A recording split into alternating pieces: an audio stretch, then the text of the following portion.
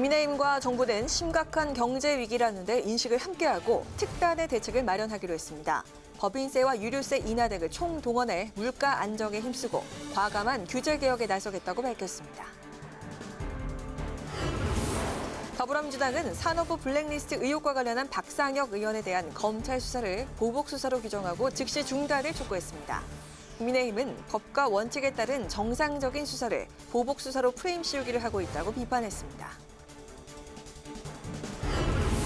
국토부와 화물연대 협상 타결의 핵심 쟁점인 안전운임제에 대한 입법 논의가 국회로 넘어왔습니다. 국민의힘은 내부 논의를 거쳐 입법 방향을 결정하겠다고 밝혔고, 더불어민주당은 일몰제 폐지와 전 품목 확대를 위한 법제화를 촉구했습니다. 전직 의원들의 시각으로 정치권 핵심 이슈를 풀어보는 여의도 정치회전. 오늘은 김건희 여사, 봉화마을 지인동행 논란으로 촉발된 영부인 전담의 제2부속실 부활과 당내 권력을 향한 여야 정치권의 내전 양상에 대해서 짚어봅니다.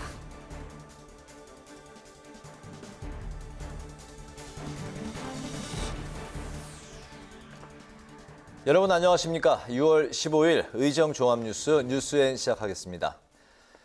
국민의힘과 정부가 당정협의회를 열고 새 정부 경제정책 방향을 논의했습니다. 당정은 과감한 규제 개혁을 통해 민간 활력을 제고하기로 뜻을 모았습니다. 당정은 또 유류세율 인하폭 확대 등 물가 안정을 위한 모든 수단을 총동원하기로 했습니다. 보도에 임채영 기자입니다. 치솟는 밥상 물가와 생활 물가에 국민의힘과 정부가 특단의 대책을 예고했습니다.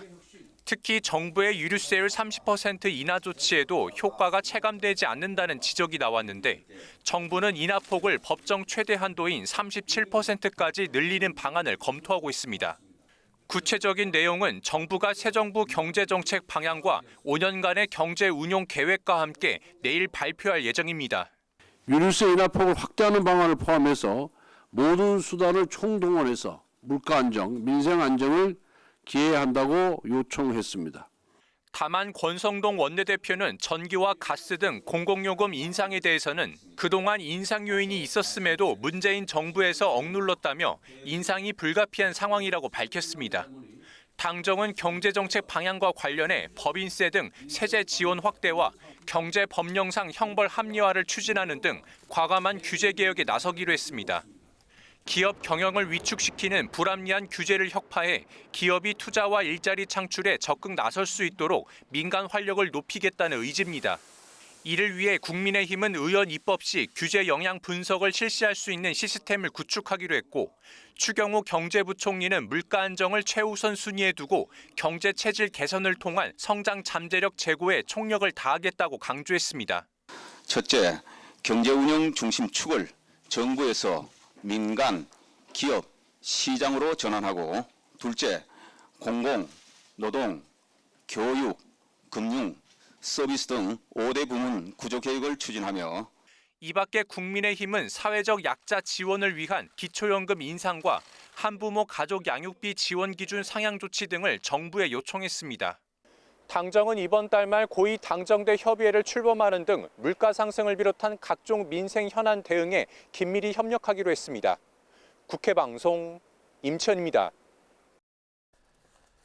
정치권에서 보복수사 공방이 뜨겁습니다. 문재인 정부 초기 청와대 행정관으로 근무했던 더불어민주당 박상혁 의원이 산업부 블랙리스트 의혹과 관련해 검찰 수사 선상에 오르자 민주당이 보복수사가 시작됐다고 크게 반발한 건데, 국민의힘은 법과 원칙에 따른 검찰 수사라고 선을 그었습니다. 이매련 기자가 보도합니다. 산업부 블랙리스트 의혹을 수사 중인 검찰이 지난 7일 당시 청와대 인사수석실 행정관이던 박상혁 더불어민주당 의원에게 참고인 신분으로 출석을 통보했습니다. 백운규 전 산업통상자원부 장관은 오늘 구속 전 피의자 신문을 받았는데, 백 전 장관의 영장이 발부되면 당시 청와대 행정관이던 박 의원 등 청와대 윗선으로까지 수사가 확대될 가능성이 커졌습니다. 더불어민주당은 한동훈 법무부 장관을 앞세운 지난 정권에 대한 윤석열 정부의 보복 수사가 시작됐다고 맹공에 나섰습니다. 윤석열 정권에서 최측근 한동훈 검사를 법무부 장관이 임명해서 첫 번째 작품이 보복 수사 개시였다. 이재명 의원도 정치 보복이 시작됐다고 주장했습니다. 대장동 개발 의혹 사건을 수사 중인 검찰이 자신을 배임 혐의 피의자로 특정했다는 언론 보도가 나오자 SNS에 입장을 밝힌 건데 무혐의지만 일단 기소에 타격을 입히자는 음모가 있다는 말을 들었다며 정치 탄압을 중단하라고 적었습니다. 민주당은 이들 수사에 대응기구를 설치해 강력 대응해 나갈 계획입니다. 그러나 국민의힘은 법과 원칙에 따른 검찰 수사에 정치보복 프레임을 씌우고 있다고 반박했습니다. 특히 문재인 정권에서도 지난 정권에 대한 적폐 수사가 이뤄졌고 민주당이 그때는 검찰을 옹호했다고 주장했습니다. 문재인 정부 초반 2년간 소위 말하는 적폐청산 수사를 했는데 그 적폐청산 수사도 정치 보복이었는지 되묻고 싶습니다. 또 산업부 블랙리스트 의혹과 관련한 공세에 나섰는데 박 의원이 인사수석실 행정관으로 근무하며 청와대의 의중을 산업부에 전달해 사퇴를 종용했다는 게 검찰의 판단이라며 엄정한 수사를 촉구했습니다. 검찰의 참고인 조사를 앞둔 박상혁 의원은 입장문을 통해 특정 언론의 단독 보도로 자신이 수사 대상으로 지목됐다며 언론에 흘리고 표적을 만들던 구태가 되살아나고 있다고 주장했습니다. 국회 방송 임혜련입니다. 화물연대와 국토부가 안전운임제 지속 추진에 합의하면서 파업은 철회됐지만 국회에서 논의될 안전운임제 쟁점은 여전합니다. 여당은 내부 논의를 거쳐 안전운임제 연장 여부를 결정하겠다며 신중한 입장을 밝힌 반면 야권은 안전운임제 일몰제 폐지와 적용 품목 확대 법제화에 속도를 내기로 했습니다. 박지영 기자의 보도입니다. 화물기사의 적정 임금을 보장해 과로와 가속, 과적을 방지하겠다는 취지로 도입된 안전운임제. 3년 일몰제로 올해 말 폐지를 앞두고 있는 가운데 여당인 국민의힘은 안전운임제 연장 여부에 심중한 입장을 보였습니다. 코로나 등으로 인해 안전운임제에 대한 평가 기회가 충분하지 않았다는 겁니다. 국민의힘은 국토부의 안전운임제 운영 성과를 보고받고 당 내부 논의 등을 거쳐 입장을 정하기로 했습니다. 시행된 3년 기간 동안에 코로나라든지 이런 특수한 상황 때문에 정확한 측정이 어려웠던 그런 부분이 있습니다. 예. 그렇기 때문에 이런 것들을 좀 더 이제 성과를 평가해보는 기회를 갖는 것은 좀 중요하다 이렇게 봅니다. 반면 야권은 안전운임제 연장은 미봉책에 불과하다고 지적하며 일몰제 폐지를 주장하고 있습니다. 더불어민주당은 화물연대와 함께 기자회견을 열고 일몰제 폐지와 적용 품목 확대 법제화에 속도를 내겠다고 약속했고 정의당도 화물연대와 간담회를 통해 힘을 보탰습니다. 안전운임제 연장에서 한 걸음 더 나아가 일몰제 폐지와 적용 품목 확대를 법제화하는 것을 최우선의 입법 과제로 선정하고 추진해 나가겠습니다. 야권은 관련 법안 발의에도 적극적입니다. 더불어민주당은 조호섭, 박영순 의원 등이 일몰제 폐지와 적용 품목 확대 내용을 담은 화물자동차 운수사업법 개정안을 이미 발의한 상태이고 정의당에선 심상정 의원이 준비 중인데 화물연대와 논의를 통해 개정안을 발의하기로 했습니다. 저희 안은 일단 산업안전보건법상의 특수고용직 노동자의 범위를 기준으로 해서 적용 범위 확대 방안을 성안하고 있다는 말씀을 드립니다. 이제 국회의 시간이 됐지만 아직 후반기 원구성이 안 된 데다 안전운임제 적용 품목 범위 등에서 여야가 이견을 보이고 있어 입법 보완이나 개정까지는 갈 길이 멀어 보입니다. 국회 방송 박지영입니다. 연이은 선거 패배를 평가하기 위해 더불어민주당 의원들이 잇따라 토론회를 열었습니다. 곳곳에서 이재명 책임 여론이 분출됐는데 재선 의원들이 주최한 토론회에선 계파별로 이견을 보였습니다. 또 차기 지도부에 새로운 인물을 내세우자는 세대 교체론도 힘이 실리는 분위기입니다. 태훈영 기자가 전합니다.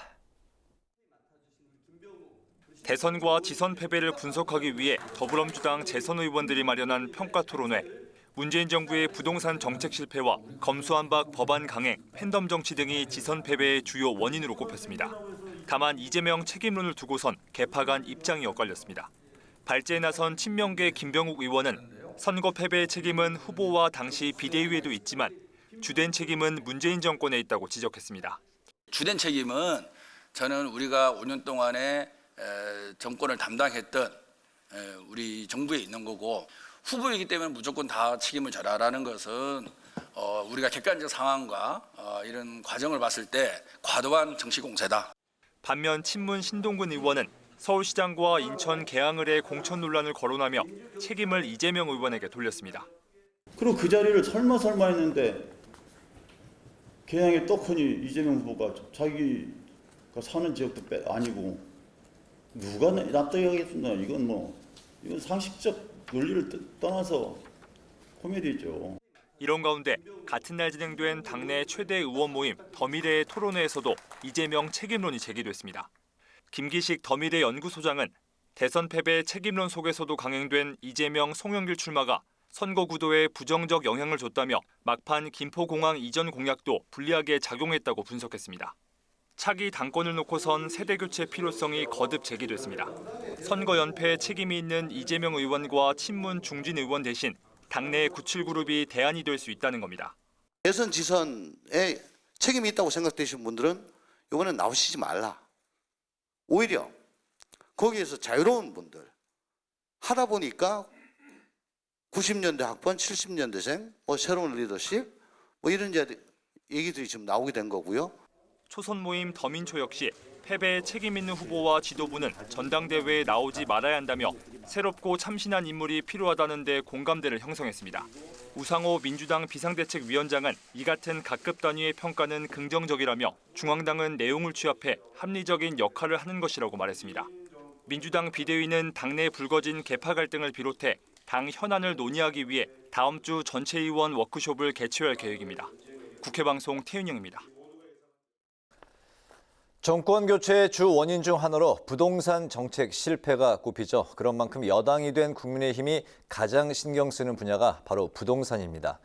당 지도부는 물론 원희룡 국토교통부 장관까지 한자리에 모여서 새 정부의 주택 정책 방향을 논의했는데 공급 확대와 세제 완화가 부동산 시장 정상화 해법으로 꼽혔습니다. 김동희 기자가 취재했습니다. 국민의힘은 문재인 정부가 부동산 정책에서 공급엔 소홀했다고 지적했습니다.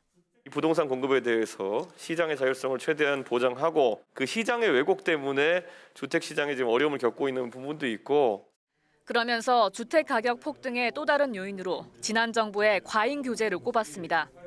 전문가들은 앞으로 매년 5만 호의 주택 물량이 부족할 것으로 전망했습니다. 그런 만큼 집을 지을 땅을 미리 확보해야 한다는 주장이 나왔습니다.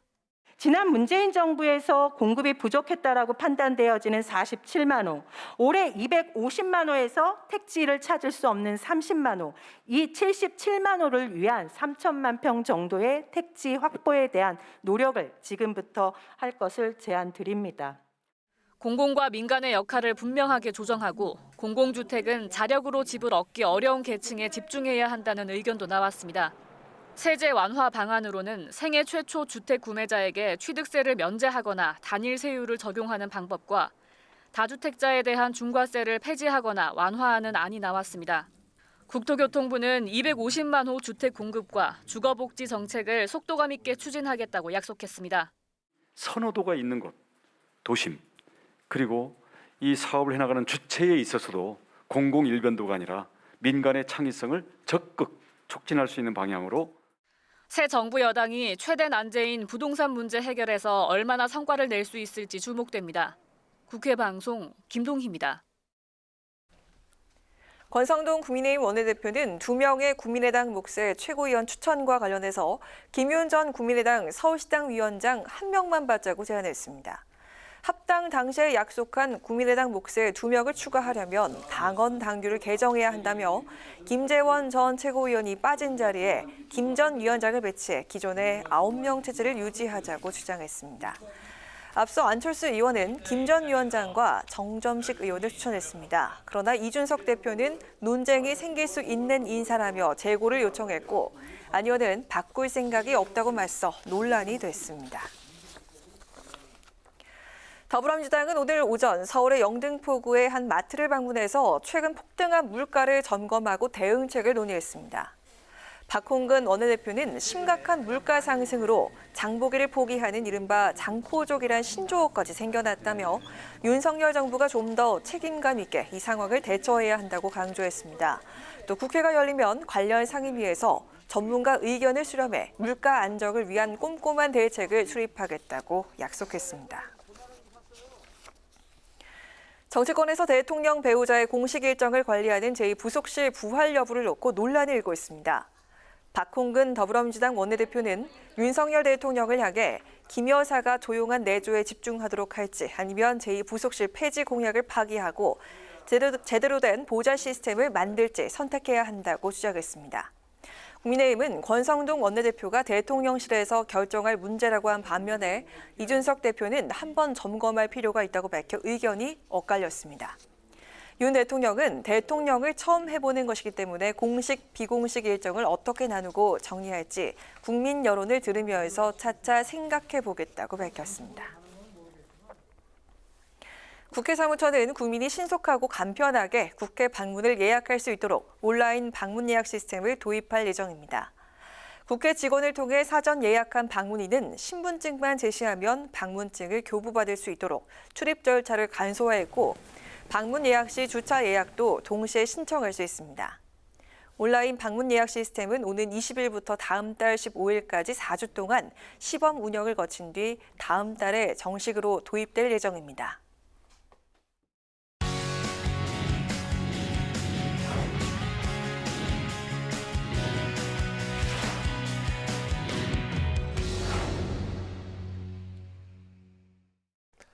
네, 오늘 이슈 분석 강민지 기자와 함께합니다. 강 기자, 어서 오세요. 안녕하세요. 네, 민주당 조응천 의원이 이제 발의한 국회법 개정안을 두고 여야 간 공방이 연일 이제 뜨거운 상황인데요. 국민의힘은 바로 이게 이제 그 대선 불복이다, 삼권 분립 훼손이라고 반발하고 있는 상황인데 먼저 이 법의 그 발의 배경부터 들어볼까요?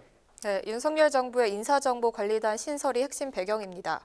네, 이 윤 정부가 시행령 개정을 통해서 이 인정수석실을 없애고 인사검증 역할을 법무부로 이관을 했거든요. 네. 그러자 민주당이 시행령 통제로 맞대응에 나선 거란 해석입니다. 네, 이에 더해 민주당 행정안전부의 경찰국 설치에도 반발하고 있는데요. 결국 정부조직법 개정 등이 필요한 사안에서 정부가 시행령으로 입법부를 우회하는 이른바 국회 패싱을 막겠다는 겁니다. 개정안을 대표 발의한 조응천 의원은 국회는 입법권을 가진 헌법기관으로 행정입법을 통제할 의무가 있다면서 이 정부가 수용하지 않거나 회피하는 경우 현재 구속할 수단이 없다며 제한 이유를 설명하기도 했습니다. 네, 시행령을 통제하는 이제 법안이라고 했는데 구체적으로 어떤 내용이 들어가 있나요? 네, 이제 현행 국회법에는 국회가 이 정부를 향해서 시행령 법률 위반 여부를 검토해 이 행정기관장에게 내용을 통보할 수 있도록 하고 있습니다. 네, 그런 대통령과 총리령과 같은 행정부 시행령을 검토만 할 수 있는 건데요. 이를 수정 또는 변경 요구까지 할 수 있도록 명시해 시행령을 임의로 실시할 수 없도록 했습니다. 또 수정 요구를 받은 중앙행정기관장이 그 결과를 국회에 보고하도록 해 이 강제화하는 내용도 추가했습니다. 네. 그리고 이제 민주당에서 또 다른 이제 국회법 개정안을 이제 꺼내 들면서 갈등이 이제 점점 더 커지고 있는데 예산결산특별위원회를 상설화하겠다. 이거는 이제 그 상임위로 전환하겠다는 건데 이게 뭐 어떤 내용인가요? 네, 현재 예산결산특별위원회, 이름에서 알 수 있듯이 특별위원회입니다. 네, 이게 특정한 시기에만 열리는 건데요. 이 예산 처리 과정을 살펴보시면 11월 말부터 12월 2일까지 일정 기간에만 진행이 됩니다. 네. 기획재정부가 예산안을 제출하면 이 한 달 남짓한 기간 동안 집중 심사하는 방식인데 민주당은 이렇게 단기간 심사를 하다 보니 졸속 우려가 나오고 있다며 주장하고 있습니다. 그러니까 1년 단위로 운영되는 예결위를 차라리 법사위나 기재위처럼 상설 상임위로 만들어서 심도 깊게 논의하자는 겁니다. 또 예산 심의 방식을 3단계로 나눠서 기재부가 재정 지출 한도를 보고하면 예결위가 심사 조정하고 이를 예결위가 다시 종합해 심사 조정할 수 있도록 했습니다. 간단하게 얘기하자면 그동안 심사 결산 기능에 한정된 국회 권한을 예산 편성부터 참여할 수 있도록 확대한다는 취지입니다. 예결위 민주당 간사인 맹성규 의원이 이러한 내용의 국회법 개정안을 이번 주 내 발의할 예정인데요. 민주당 지도부 내에서도 논의를 마친 상황으로 알려졌습니다. 네. 그러니까 이제 예산 편성부터 국회가 이제 꼼꼼히 들여다보겠다는 건데 현재 여당인 국민의힘의 반발이 만만치 않은 상황이죠? 네, 그렇습니다. 국민의힘 예산 편성권 강탈이라고 강하게 반발하고 있는데요. 네. 이 헌법 54조가 규정한 국회의 역할이 국가 예산안의 심의 확정이라고 명시되어 있는데 이를 민주당이 예산 편성권을 강탈하고 있다고 하는 겁니다. 하지만 예결특위 상임위와 이미 그동안 정권이 교체될 때마다 야당이 주장해온 내용인데요. 2004년 당시 야당이었던 한나라당이 이 예결위 상임위와 관철시키겠다며 열린우리당과 대치한 바가 있고요. 또 2013년 당시엔 민주당 전신인 민주통합당에서 예결특위 상설화를 주장했습니다. 네, 그렇군요. 뭐 그 정권이 바뀔 때마다 여야가 항상 뭐 또 이런 예결위 뭐 상설화를 이제 주장하는 이제 관례가 있어 왔는데 민주당이 이제 만약에 이 국회법 처리한 그 개정안을 이제 처리를 강행을 할 경우 국민의힘은 어떻게 대응할 걸로 전망됩니까? 네, 민주당이 다수 의석을 차지하고 있는 만큼 국민의힘은 현재로서는 이런 현실적인 방법은 없습니다. 다만 국회법 개정안이 통과된 다음 윤 대통령이 거부권을 행사할 수 있는데요. 네. 이 앞서 윤 대통령도 위헌 소지가 많다고 말하면서 거부권 행사를 시사한 바 있습니다. 만일 윤 대통령이 거부권을 행사할 경우 법안은 국회로 돌아가 제의를 거치게 되는데요. 이때 재의결은 과반수 출석에 3분의 2 이상의 찬성이 필요합니다. 의원 전원이 참석을 한다면 민주당 의석보다 많은 200석이 필요하기 때문에 사실상 부결될 가능성이 높은 겁니다. 특히 이번 개정안은 2015년 유승민 당시 새누리당 원내대표가 통과시킨 법안과 유사하다는 점이 정치권에서 주목되고 있는데요. 당시 유 원내대표가 민주당 전신인 새정치민주연합과 교섭해 본회의에서 통과시켰지만 박근혜 전 대통령이 거부권을 행사한 바 있습니다. 이때 박 전 대통령이 유 원내대표를 향해서 배신의 정치라는 표현을 쓰며 강도 높게 비판했고 결국 유 원내대표가 사퇴한 겁니다.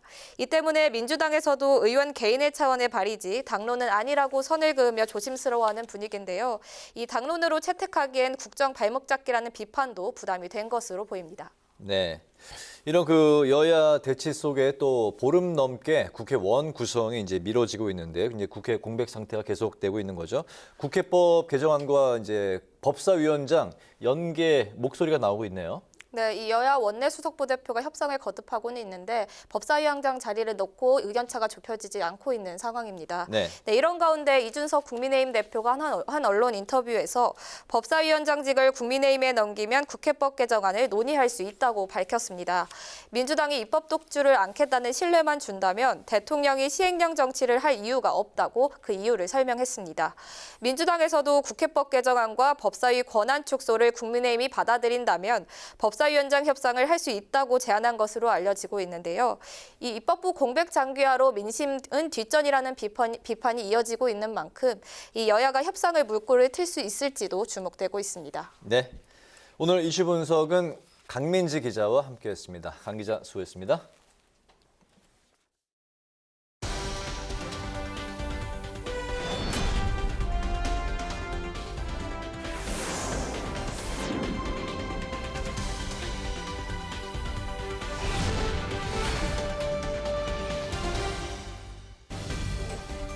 강아랑의 정치톡 시간입니다. 6월 15일 시선을 집중시킨 정치 뉴스 만나보시죠. 오늘의 첫 번째 정치톡은 돌고 돌아 대통령실입니다. 청와대에서 용산으로 옮긴 대통령의 집무실. 청와대를 대신할 명칭으로 어떤 이름이 결정이 될지 많은 관심이 모아졌는데요. 약 2개월간의 대국민 공모와 전문가 심의 등을 거친 결과 당분간은 새로운 이름이 아닌 기존의 용산 대통령실을 공식 명칭으로 사용키로 했습니다. 대통령실 새이름위원회는 지난 4월 15일부터 한 달간 국민 공모를 통해서 5개 후보작으로 국민의 집, 국민청사, 민음청사, 바른누리, 이태원로 20일에 선정했고요. 이어 지난 3일부터 9일까지 온라인에서 국민 선호도 조사를 실시했습니다. 그 결과 이태원로 22가 32.1% 득표율로 1위를, 국민청사가 28.1% 득표율로 2위를 차지했습니다. 이런 과정이 있었음에도 불구하고 대통령실의 새 이름은 탄생하지 않았습니다. 대통령실 새이름위원회는 그 배경으로 국민 공모를 통해 최종 후보군 5개 이름을 추렸지만 공식 명칭으로 사용하기엔 모두 충분치 않았다고 설명을 했습니다. 선호도 조사에서 1위였던 이태원로 22는 너무 가볍다는 지적을, 2위였던 국민청사는 중국에서 사용했던 청사 명칭 같다는 지적이 있었고요. 국민의 집은 국민의힘과 비슷해서 비판받을 가능성이 있고 민음청사는 출판사 이름 같다. 바른누리는 정당 이름과 비슷하다는 지적이 있었다고 전했습니다. 5개의 후보장 모두 국민적 공감대를 형성하기는 어렵다는데 의견을 모았습니다. 온라인 선호도 조사 결과 5개의 후보작 중 과반을 득표한 명칭이 없는 데다 각각의 명칭에 대한 부정적인 여론을 감안할 때 성급히 선정하기보다는 자연스럽게 합당한 명칭이 나올 때까지 시간을 더 갖기로 한 것입니다. 네, 약 3만 건이 접수된 대국민 공모가 무위로 돌아가는 것을 놓고 일각에선 국민 참여가 무색하게 된 것 아니냐는 지적도 나오고 있습니다. 이에 대통령실에선 좀 더 시간을 갖고 더 많은 국민이 공감할 수 있는 이름을 찾겠다고 밝혔는데요. 결국 돌고 돌아서 용산 대통령실이 된 집무실. 이 집무실의 새로운 이름은 언제쯤 부를 수 있게 될까요? 이어서 오늘의 두 번째 정치톡은 앙숙 불호의 충돌입니다. 정치권의 대표적인 앙숙 불호죠. 국민의힘 이준석 대표와 안철수 의원이 최고위원 추천 문제를 놓고 연일 충돌하고 있습니다. 국민의당 대표를 지낸 안철수 의원이 합당 이후 추천하기로 한 최고위원 자리에 국민의당 출신 인사가 아닌 검찰 출신이자 친윤계로 꼽히는 정점식 의원을 포함시켜서 그 배경에 관심이 집중되고 있는데요. 이에 대해서 이준석 대표 공개적으로 임명을 거부하면서 파열음이 이어지고 있습니다. 안철수 의원은 정 의원을 최고위원으로 추천한 데 대해서 이제 한 당이 됐는데 국민의당 출신들만 고집하는 건 바람직하지 않다며 화합의 제스처로 당내에 있는 국민의힘 현역 의원분을 추천한 것이라고 말했습니다. 이 같은 안 의원의 설명에 이 대표는 국민의당 측 인사가 참여할 기회를 열자는 취지였다며 상황에 맞는 추천을 해달라 거듭 요청했습니다. 아니, 화합을 뭐 이렇게 합니까? 저도 국민의당은 잘 알지만은 국민의당에 정말 훌륭한 분들 많습니다. 정말 최고위원을 하실 수 있는 훌륭한 분들 많은데 이 굉장히 논쟁적일 수밖에 없는 명단을 주시니까 저뿐만 아니라 다른 최고위원들도 이거 뭐야 이렇게 약간 반응하는 겁니다. 제도상의 변경까지 해가면서 그 두 분 자리를 만들었는데 왜 굳이 명단이 꼭 이렇게 논쟁적일 수밖에 없는 명단을 주시는 거냐 아쉬움이 있습니다. 최고위원 인선 문제를 둘러싼 이준석 대표와 안철수 의원의 갈등 이면엔 향후 당 주도권 다툼이 깔려있다는 해석이 나오고 있습니다. 안 의원이 자신과 별다른 인연이 없는 정점식 의원을 국민의당 몫의 최고위원으로 추천한 데는 친윤계와의 연대를 시도한 전략이란 것인데요. 안 의원으로선 당내 입지 강화를 위해서 친윤계와의 연대가 필요한 상황인 만큼 최고위원 추천 카드를 활용했다는 분석이고요.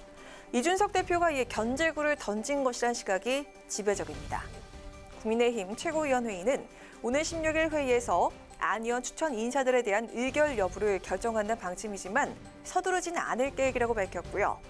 안 의원 역시도 최고위원 추천 명단을 변경할 의사가 없다고 밝혀서 최고위원 임명 문제가 조기에 정리되기 어려울 거란 관측이 제기되고 있습니다. 이준석 대표와 안철수 의원이 곳곳에서 충돌하면서 여권 내 권력 투쟁이 시작됐다는 평가가 나오고 있습니다. 양측의 경쟁 구도는 시간이 흐를수록 더 첨예하게 전개될 것으로 전망되고 있는데요. 지난 2016년 총선 서울 노원벽에서 맞붙은 걸 시작으로 이젠 앙숙 불호로 거듭난 이 대표와 안 의원. 두 사람의 앞날은 과연 어떨까요? 지금까지 강아랑의 정치톡이었습니다.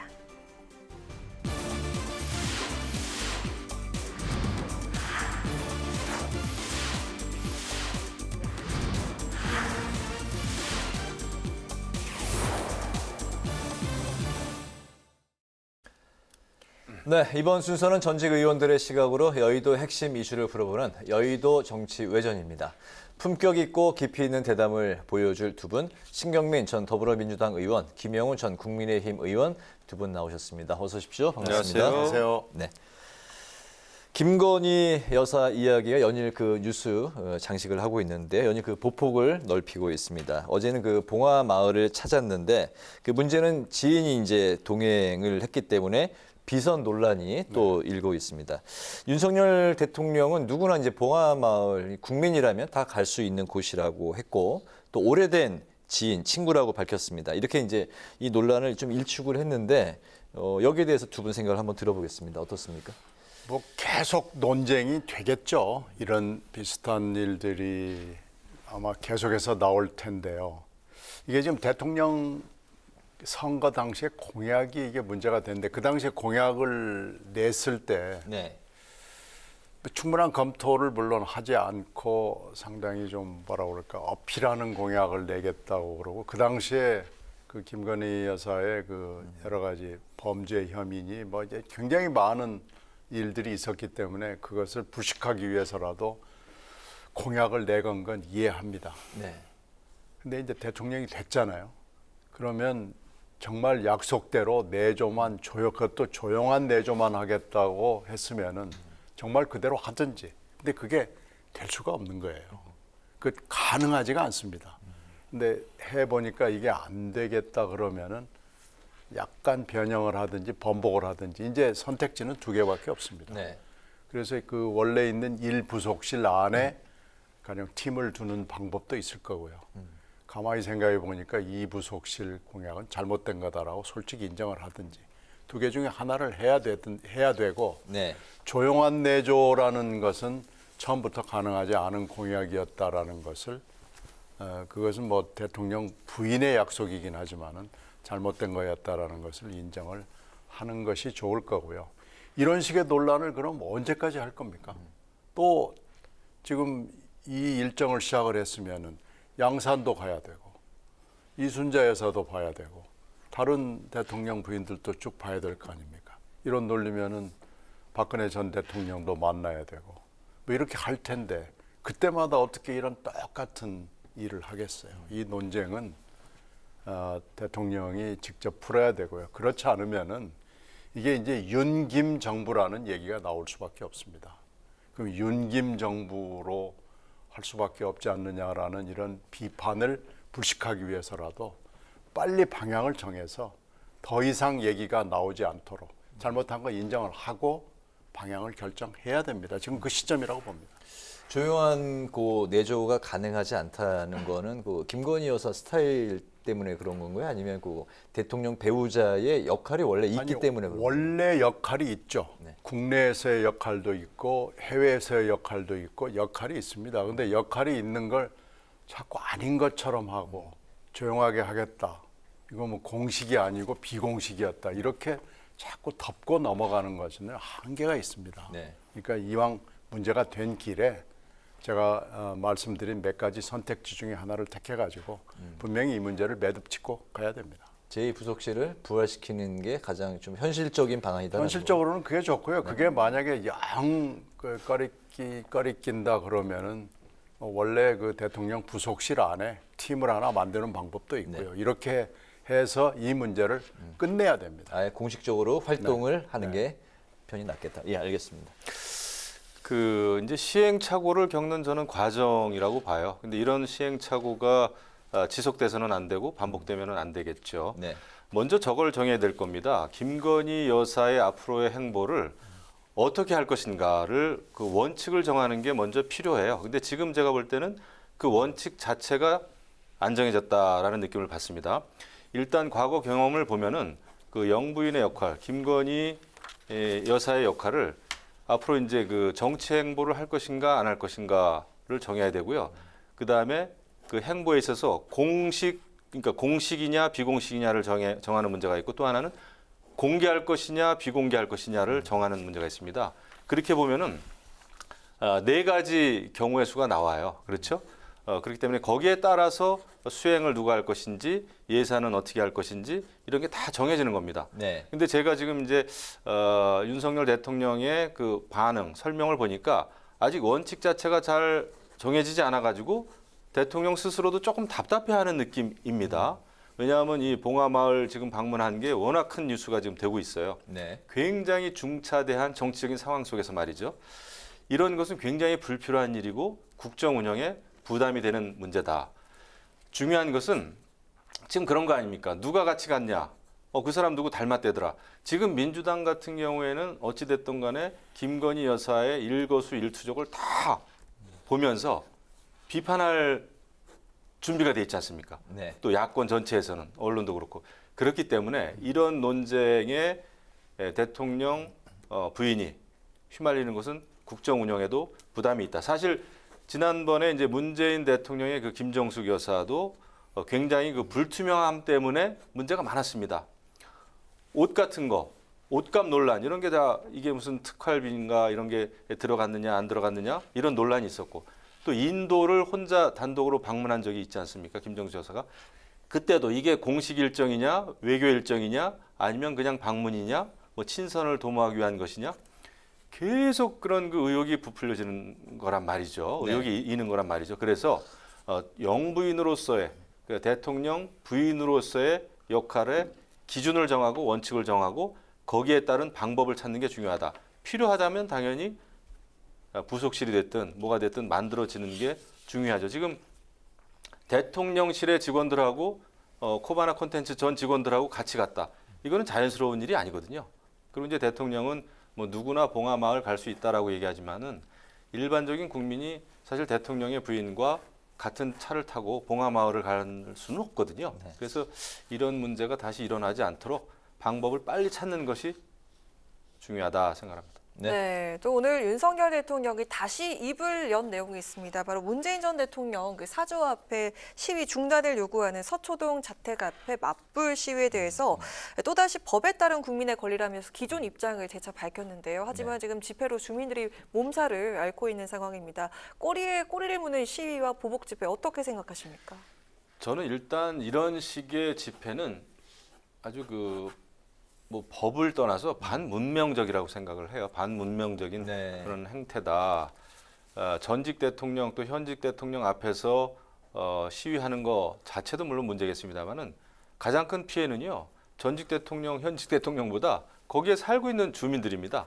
그리고 거기에 그곳을 지나다니는 분들이고 굉장히 소란스럽고 그렇습니다. 그래서 이것은 저는 해결이 돼야 되는데 이것을 해결하는데 대통령의 입장도 중요합니다만은 저는 행안부 장관이 지금 뭘 하고 있는지 모르겠어요. 솔직히 말씀드리면은 행안부 장관이 이런 거 해결해야 되는 그 총책 아닙니까? 그런데 지금 보니까 대통령의 눈치를 벌써부터 보는 거 아닌가 싶어요. 왜냐하면 대통령이 이것은 법과 원칙에 따라서 해야 될 문제고 또 시위하는 분들 권리가 있지 않느냐 이런 얘기를 한번 했단 말이에요. 네. 그러다 보니까 행안부 장관, 경찰들 움직이지 않는 거예요. 이 권력기관들이. 또 자택 시위에 대해서도 이게 뭐 위법이 아닌 것 같다는 뉘앙스로 또 그렇죠. 얘기를 했죠. 그런데 이것은 그렇지 않습니까? 우리가 살아가는 데 있어서요. 모든 행동을 법과 원칙만 가지고 따질 수가 없습니다. 우리가 살아가는데 그렇지 않아요? 근데 이것은 누가 봐도 반문명적이고 굉장히 많은 정말 무고한 국민들한테 피해를 주는 거라면 이것은 문제가 돼요. 그렇기 때문에 이거에 대해서는 행안부 장관이 나서서 해결하시라.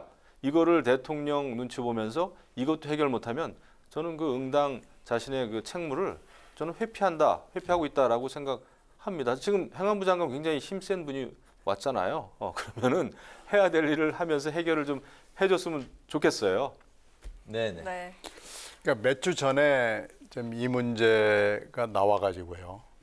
도어 스태핑에서 윤 대통령이 출근길에 법과 원칙이라는 얘기를 한 그 업보가 지금 이렇게 가는데요. 그래? 법과 원칙? 그러면 한번 서초동도 가보자. 지금 이렇게 된 거 아니겠어요?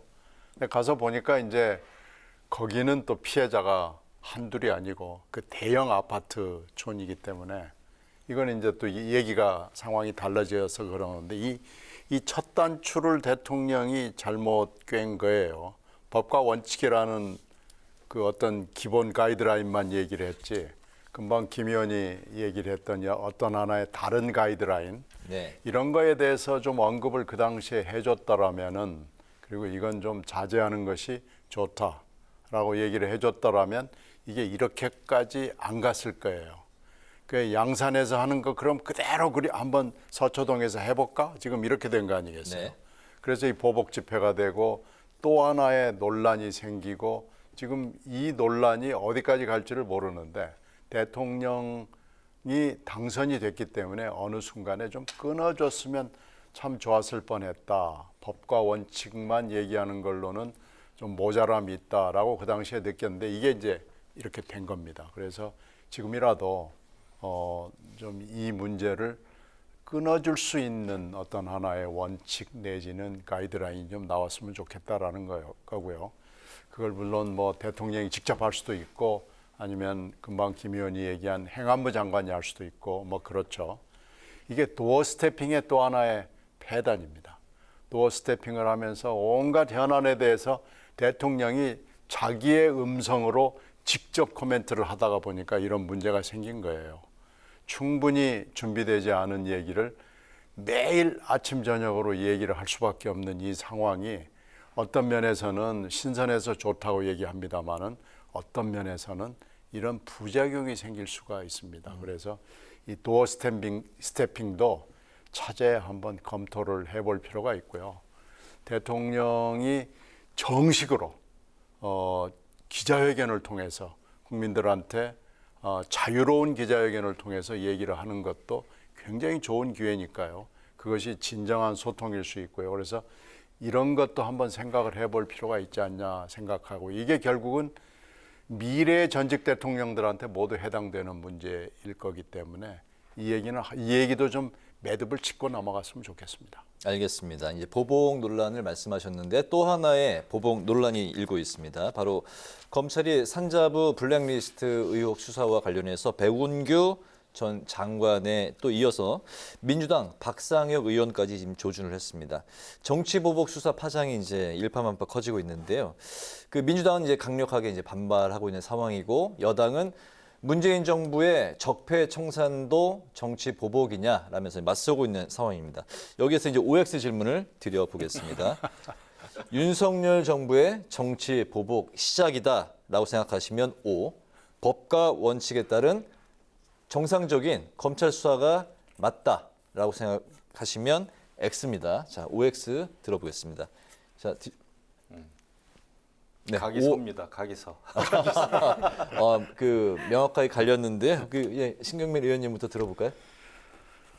이게 이렇게 될 수밖에 없었나 모르겠습니다. 지금 원래 백운규 전 장관은 다른 수사를 받고 있었는데 그 부분이 지금 거의 마무리가 돼 가고 있었거든요. 네. 근데 이제 다시 또 다른 이슈를 가지고 수사를 받고 있기 때문에 지금 백 장관이 연속해서 2개의 다른 이슈로 수사를 받고 있고 이번에는 영장까지 또 들어가서 지금 이 영장의 결론이 날 지경이거든요. 그렇기 때문에 그리고 백 장관에서 끝난 게 아니고 그 당시에 청와대 행정관을 했던 지금 현재의 의원까지 국회의원까지 갔기 때문에 이렇게 되면은 이게 산자부 내 관련자, 청와대 관련자 해가지고 확대될 수밖에 없는 상황으로 보여요. 이렇게 되면은 그럼 청와대 행정관까지 해서 끝날 것이냐? 행정관 위에 비서관, 수석, 실장 그리고 대통령까지 있는데 네. 거기까지 가지 말한 법이 없지 않느냐 이렇게 보면은 이건 분명히 폭발력과 잠재력이 있는 수사고 그러면 산자부에만 끝날 것이냐 이게 전 부서로 또 다른 부서로 확대될 수 있지 않는 거냐 이게 꼬리에 꼬리를 무는 의문들이 생기거든요. 네. 이런 걸로 봐서는 이게 그렇게 간단하게 그냥 법과 수사의 원칙에 따른 것이다. 이렇게 볼 수는 없어 보입니다. 어떤 측면에서 이게 정치 보복이다라고 생각하시는 건가요? 이 문제가요. 네. 이게 지금 산하기관장 문제들이잖아요. 지금 오늘 또 문제가 되고 있거든요.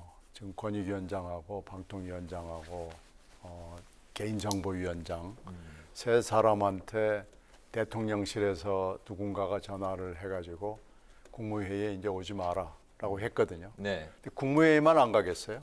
이제 모든 보고가 차단이 되고 이 세 사람은 이 세 사람뿐이겠어요? 또 뭐 다른 사람이 또 있겠죠. 이건 아마 거의 이제 식물인간 내지는 자리만 지키는 사람이 될 건데 이 문제가 사실 이번만의 문제가 아닙니다. 정권이 바뀔 때마다 이 산하기관장 문제가 생기거든요. 네. 근데 이제 이렇게 계속 갈 수 있는 거냐? 못 가거든요. 그러면 이것을 임기를 보장하는 것을 그러면 확실히 원칙을 세우든지 아니면은 정권과 함께 임기를 하는 걸로 그렇게 원칙을 정하든지 이 양당 간에 원칙을 정해야 됩니다. 그걸 뭘로 정할지는 좀 논의를 해봐야 되겠지만 이 원칙을 정하지 않으면 계속해서 똑같은 문제가 생기고 이건 다음 정권 교체 계속해서 대한민국이 존속하는 한 이 문제는 없어지지 않습니다. 네네. 그래서 이걸 가지고 이렇게 정식으로 또 수사를 하겠다고 그러면 아마 앞으로도 계속해서 수사를 할 수밖에 없고 전 정부의 각 부처에 다 해당되는 문제가 될 겁니다. 만약에 정치 보복이다라고 하면은 전 정권 인사 꼬리 자르기에 대한 보복이라고 생각하시는 건가요? 뭐 여러 가지 함의를 가지고 있기 때문에 이건 제도적으로 접근해야 된다고 저는 생각합니다. 네. 어떻게 보십니까? 저는 그 민주당이 이게 이제 보복 수사다 이렇게 비판을 하는데 왜 보복인지에 대해서 전혀 설명이 없습니다. 단순히 지난 정부 때 일어났던 일이니까 보복이다. 뭐 이런 투란 말이죠. 근데 그렇게 해서는 안 되죠. 그러면은 지난 5년 동안 문재인 정부에서 있었던 이명박 박근혜 정부 때 있었던 일을 수사했던 거 전부 보복이라는 것을 자인하고 고백하는 것밖에 안 됩니다. 네. 보복하셨나요? 아니라고 그러지 않았어요, 여태까지. 그래서 이것은 자가당착적인 그런 반응이라 생각하고 이게 보복이려면은 완전히 없던 일을 새로 끄집어내가지고 그것을 수사하고 그것을 정치적으로 판단하고 검찰이 말이죠. 그랬을 때는 보복이라는 말이 맞을 수가 있지만은 지금 그 산업부 리스트, 블랙리스트 사건이라든지 이런 거는요. 여태까지 계속 있어 왔던 일이에요. 그런데 수사가 진행이 안 됐던 겁니다. 그러니까 문제는 문재인 정부 때 있었던 일이 제대로 수사가 되지 않았는데 수사를 누가 못하게 했느냐. 문재인 정부 법무부에서 추미애 장관이 여러 금융 사건도 그렇고요. 그 블랙리스트 사건도 그렇고요. 네. 수사팀들을 전부 해체하고 좌천시키고 수사를 못하게 하지 않았습니까? 그래 놓고 지금에 와서 그런 일들을 다시 수사하는 윤석열 정부에 대해서 보복 수사다. 라고 할 수가 없는 거죠. 그래서 그렇게 이것을 보복 수사다라고 주장하는 것은 그야말로 내로남불식의 비판이다. 그러면은 이렇게 블랙리스트 사건 같은 거를 그냥 있었던 일을 그냥 수사하던 거를 다 덮어야 되느냐? 그거는 아니지 않습니까? 그것은 법과 원칙에 맞지 않는 일이다 생각합니다. 그래서 기왕에 수사가 시작된 것은 전 정부에 있었던 아니면 현 정부에서 또 이런 일이 있던 간에 네. 이런 것은 수사를 하는 것이 맞다 이렇게 생각합니다. 그렇게 생각합니다. 그게 법과 원칙에 맞는 거다 이렇게 생각합니다. 알겠습니다. 그 관련해서 좀 아까 이제 그 신경민 의원님이 이제 말씀을 하신 부분 궁금해서 질문을 드리면 전현희 이제 그 국민권익위원장 또 한상혁 방통위원장 국무회의에 이제 불출석 통보를 했는데 전 정권 인사이기 때문에 자진 사퇴를 종용하는 이런 그 모양새에 대해서는 어떻게 생각하세요? 그 이제 정치적으로 이제 우리가 종용을 하는데 저는 저거는 말이 안 되는 것 같아요. 전 정부에서 임명됐기 때문에 전 정부에서 임명됐지만 임기가 많이 남아 있기 때문에 임기를 채워야 된다라는 것은 완전히 자기가 자리 보전하겠다는 거예요. 그 웬만한 이제 지금 그걸 보십시오. 정권이 교체되면은요 장관과 차관이 이미 다 바뀝니다. 네.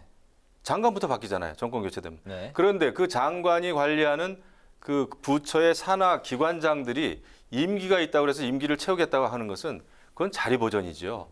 왜냐하면은 생각이 다른 사람들이 그 자리를 차고 앉아가지고 자리를 지킬 수가 없습니다. 그래서 저는 이것은 근데 지금 나가라 이렇게 할 수는 없는 거죠. 법적으로는. 네. 법적으로는 할 수가 없습니다. 그렇기 때문에 이것은 법을 만들어야 돼요.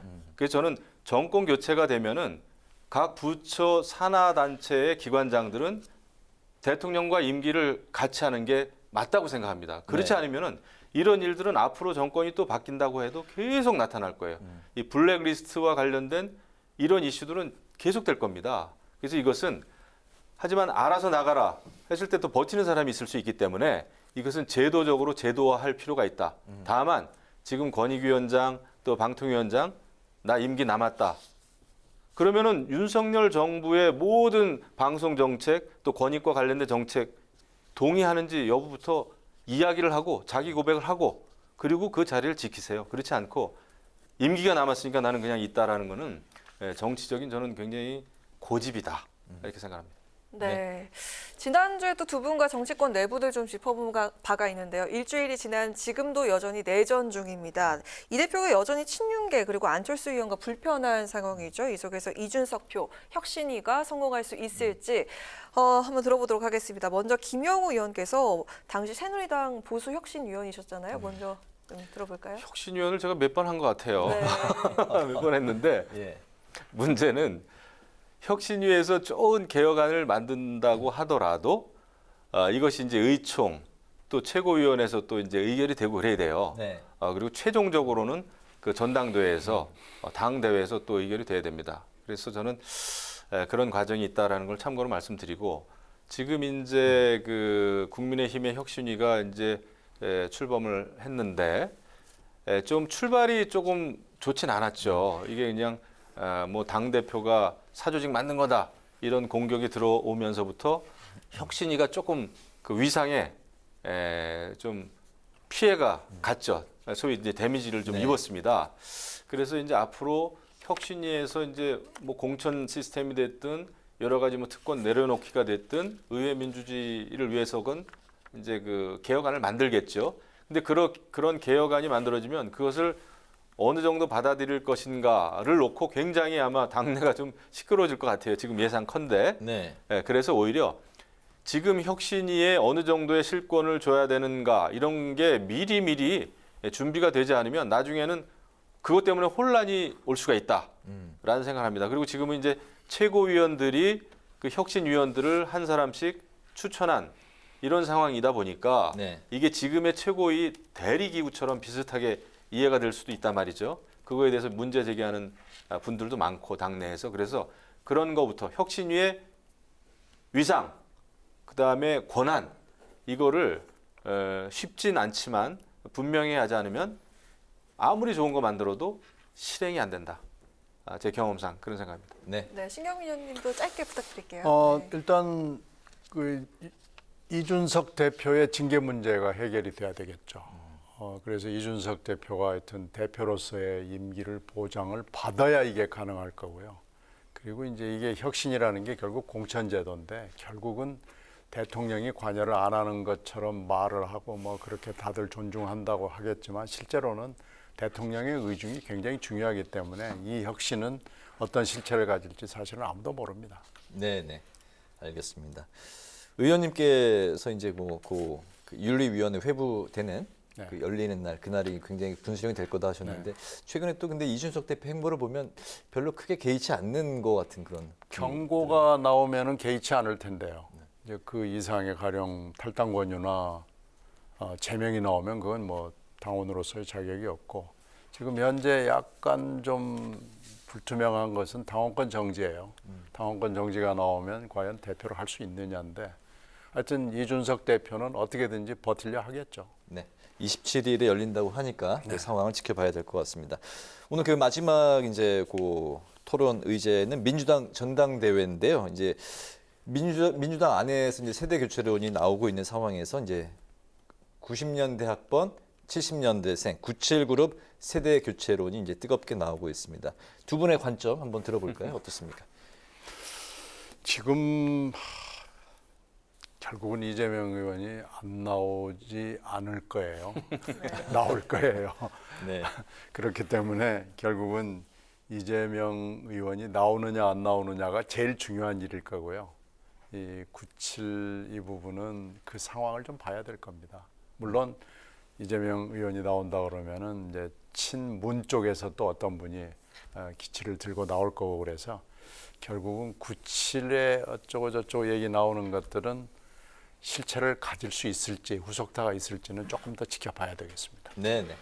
제가 볼 때 이제 지금 민주당이 뭔가 개혁을 해야 될 시점이고 개혁을 하려고 합니다. 막 달려가고 있는데 하지만 모래주머니를 차고 달려가는 느낌이에요. 민주당이 찬 그 모래주머니는 저는 이재명 의원이다 생각을 합니다. 미안하지만은 그렇기 때문에 지금 민주당이 추구하려고 하는 개혁 또 전당대회가 성공적으로 이루어질지는 좀 미지수다, 좀 어렵겠다 생각이 되고 제가 볼 때는 3파전인 것 같습니다. 이재명 의원 세력이 있고요. 그 다음에 586 세력이 여전히 강건하게 지금 있습니다.